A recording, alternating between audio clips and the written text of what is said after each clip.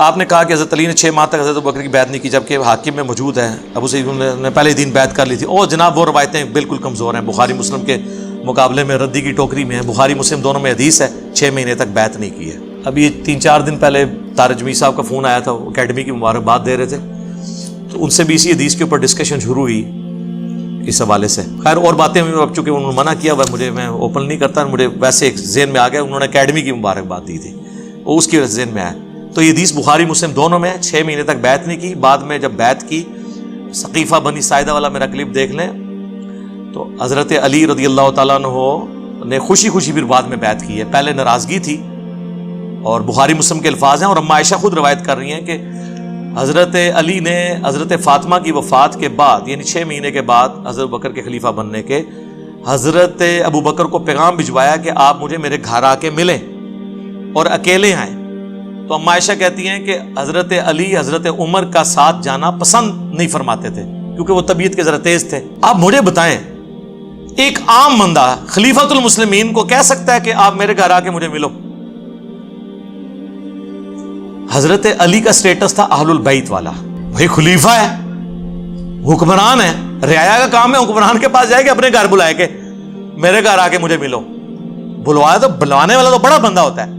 اور حضرت بکر صدیق نے اس کو برا اس لیے نہیں مانا، وہ سمجھتے تھے کہ ہم حضور کے گھر کے دین کے ہی ہم کسٹوڈین بنے ہوئے ہیں، دین تو اسی گھر سے ہمیں ملا ہے۔ وہ چلے بھی گئے اور اکیلے گئے۔ حضرت عمر نے روکا تو حضرت بکر نے کہا کہ میں رسول اللہ کے گھر والوں سے کوئی ایسی چیز ایکسپیکٹ نہیں کرتا۔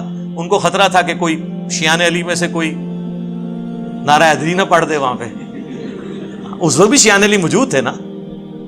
انصار مدینہ تو سارے حضرت علی کو خلیفہ بنانا چاہتے تھے، تو اس لیے حضرت بکر کی بیعت انہوں نے بھی نہیں کی ہے۔ صرف حضرت علی اکیلے نہیں ہیں، بنو ہاشم نے، انصار مدینہ نے میں سے بھی کافی لوگوں نے حضرت ابوبکر کی بیعت اس وقت تک نہیں کی جب تک حضرت علی نے نہیں کی۔ جب گئے ہیں تو حضرت علی نے پہلا سوال یہی کیا ہے، جملہ بولا ہے، اے ابوبکر، اللہ نے جو آپ کو ہم پہ فضیلت دی ہے اس امر خلافت میں، ہم آپ سے حسد نہیں کرتے، لیکن رسول اللہ کے گھر والے ہونے کے ناطے کیا آپ کا یہ فرض نہیں بنتا تھا کہ ہمیں بھی اس امر میں شریک کرتے، اس مشورے کے اندر؟ اس پہ حضرت ابوبکر رو پڑے۔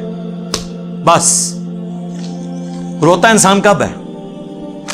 جب انسان کے پاس جواب نہ ہو، یا اگلے بندے کی بات جینون ہو اور اس کے گریویسنس جو اس کی آپ سمجھ لیں طرف سے اعتراض ہے یا اس کا جو دکھ ہے اس کو آپ ایکسپٹ کر لیں۔ بس اتنا ہی کیا ہے۔ تو حضرت علی نے دوسری بات نہیں کی۔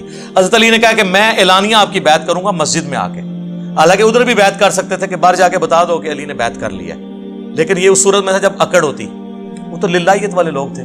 ظہر کی نماز کے بعد مسجد میں مجمع اکٹھا ہوا، سب سے پہلے بخاری مسلم کے الفاظ ہیں، حضرت ابوبکر چڑھے ممبر پہ اور حضرت علی کے فضائل بیان کیے جو احادیث میں آیا ہے کہ حضور نے علی کے بارے میں یہ فرمایا ہے، اور پھر کہا کہ ان کے بیعت نہ کرنے کی وجہ یہ تھی۔ پھر حضرت علی ممبر پہ چڑھے اور حضرت ابوبکر کے فضائل بیان کیے کہ رسول اللہ نے ابوبکر کے بارے میں یہ فرمایا، اور پھر کہا میں اعلانیہ بات کرتا ہوں، اور اس حدیث کے الفاظ ہیں کہ پھر مسلمان حضرت علی سے ان کے ساتھیوں سے خوش ہو گئے۔